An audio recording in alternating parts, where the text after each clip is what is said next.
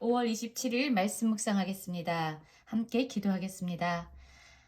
사랑의 하나님, 우리에게도 하나님의 마음을 주시옵소서. 가난한 자를 긍휼히 여기며 우리의 손을 펴서 우리의 것을 나누고 베풀고 섬길 수 있는 넉넉한 마음을 우리에게 허락하여 주시옵소서. 예수님 이름으로 기도했습니다. 아멘. 오늘의 말씀은 잠언 14장 20절부터 35절까지의 말씀입니다. 말씀을 함께 살펴보시기 전에 개인적으로 말씀을 꼭 읽으시고 묵상하는 시간 가지시기 바랍니다. 14장 20절입니다. 가난한 자는 이웃에게도 미움을 받게 되나 부유한 자는 친구가 많으니라 라는 말씀으로 시작하고 있지요. 그렇습니다. 이 세상에는 가난한 사람과 부유한 사람이 있습니다. 그런데 이 가난은요, 여러 가지 이유가 있어요. 어떤 사회의 불이한 제도 때문에 가난해지는 사람이 있고요. 또 어떤 사람들은 게으르기 때문에 가난해지는 사람이 있습니다. 그리고 또 자발적으로 가난해지는 사람이 있죠. 이런 사람들은 자신의 것을 나누어서 진정 어려운 사람들을 도와주는, 그래서 자발적으로 가난에 동참하는 사람도 있습니다.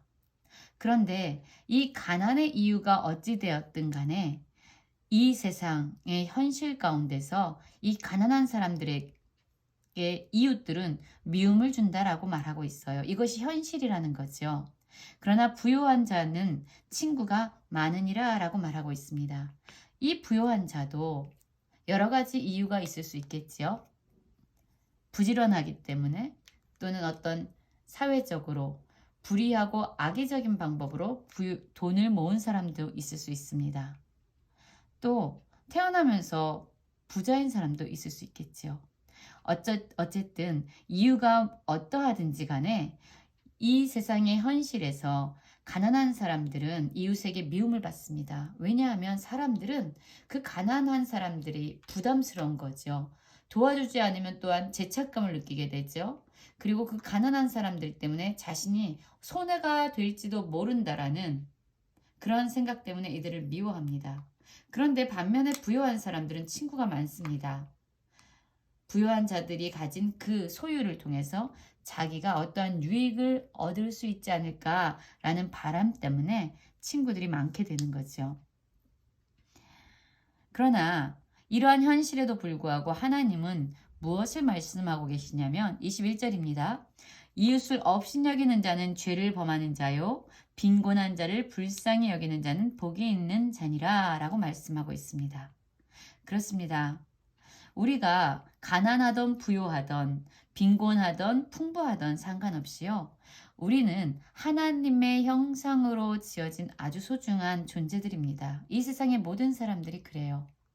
이 세상의 사람들을 구원하기 위해서 예수님이 친히 자신의 생명을 내어주셨습니다. 예수 그리스도를 통해서 하나님은 모든 사람을 향한, 우리를 향한 하나님의 사랑이 얼마나 큰지를 보여주셨어요.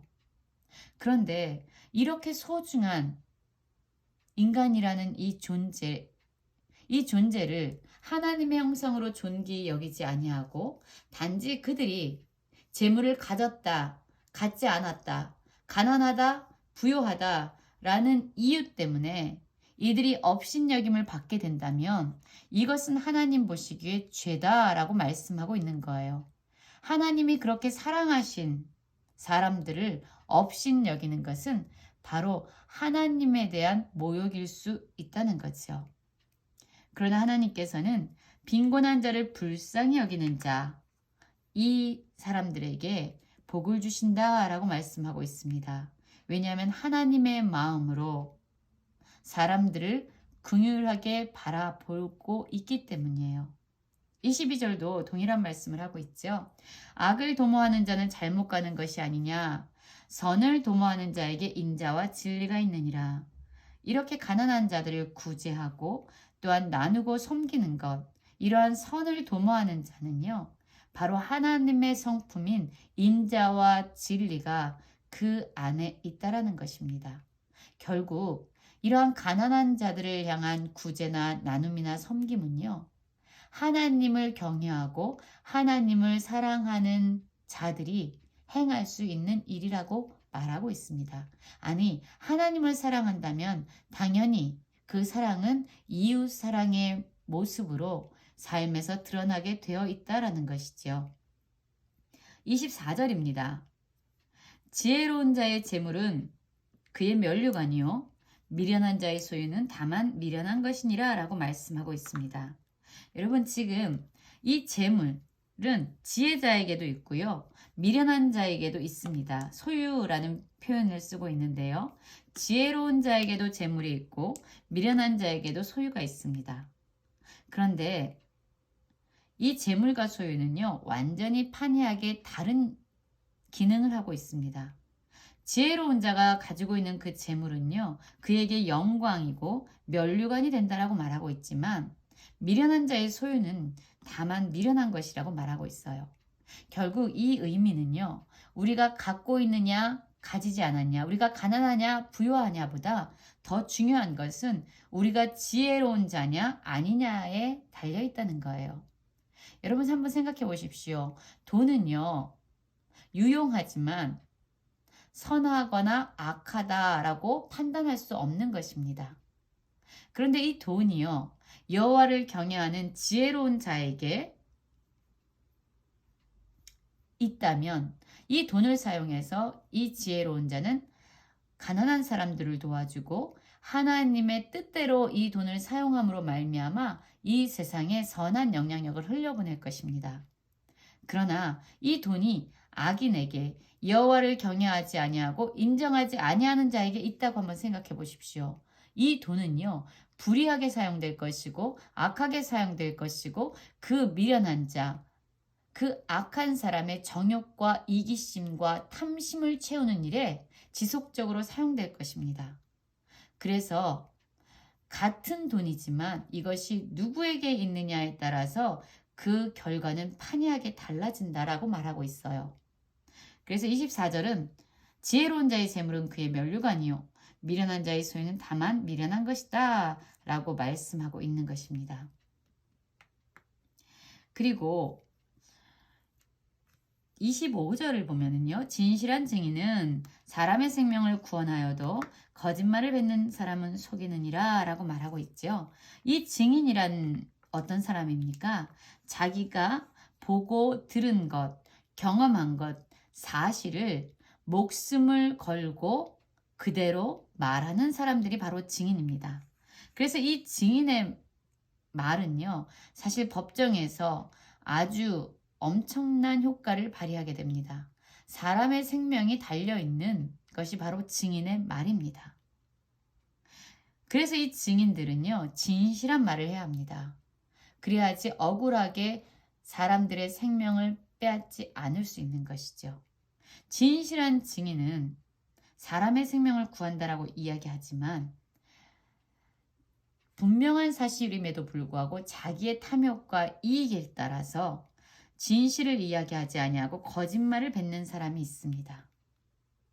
이러한 사람은 다른 사람들에게 엄청난 파괴적인 영향력을 줄 뿐만 아니라 자신에게도 부정적인 영향력을 행사할 수 있습니다.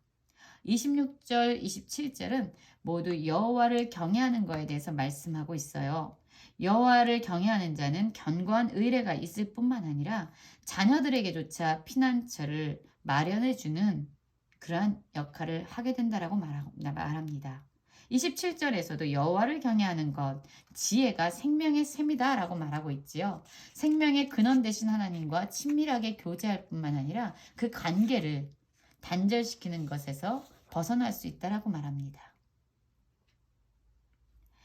31절에서도 보면은요, 우리 아까 20절과 21절에서 말씀했던 그 가난한 자들을 향한 하나님의 마음이 좀 더 그려져 있습니다.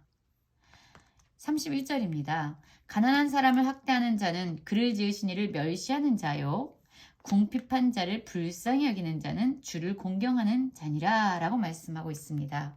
우리는 좀 전에도 살펴본 것처럼 이 사람이 가난하던 부하던 이 사람은요, 하나님의 형상대로 지어진 아주 존귀한 자입니다. 이 사람을 학대하는 것 자체가요, 그를 창조하시고 그를 지으신 여호와 하나님을 멸시하는 것과 같다라고 말하고 있지요. 가난하기 때문에 사람을 학대해서는 안 된다라는 하나님의 뜻이 분명하게 선포되어 있는 것입니다. 그러나 그럼에도 불구하고 궁핍한 사람을 불쌍히 여기는, 궁휼히 여기는 그러한 사람은 바로 여호와 하나님을 공경하는 자다라고 말합니다. 여호와 하나님을 공경하고 경외하고 그분을 인정할 때, 우리의 모든 공급의 근원자가 바로 하나님이심을 인정할 때 우리는 우리의 손을 펴서 가난하고 불쌍한 사람들에게 나누고 섬기고 도와줄 수 있습니다. 우리의 것을 하나님의 뜻대로 사용할 수 있는 것이죠. 하나님을 사랑하는 자는 반드시 이웃을 사랑하는 삶의 모습을 드러내기 때문입니다. 지금 우리는 우리 주변에 있는 가난한 사람들, 궁핍한 사람들을 어떠한 시선으로 바라보고 있습니까? 혹시 그들을 업신여기거나 학대하고 있진 않습니까? 그들을 미워하고 있진 않습니까? 하나님은 가난한 사람들을 불쌍히 여기라고 말씀하십니다.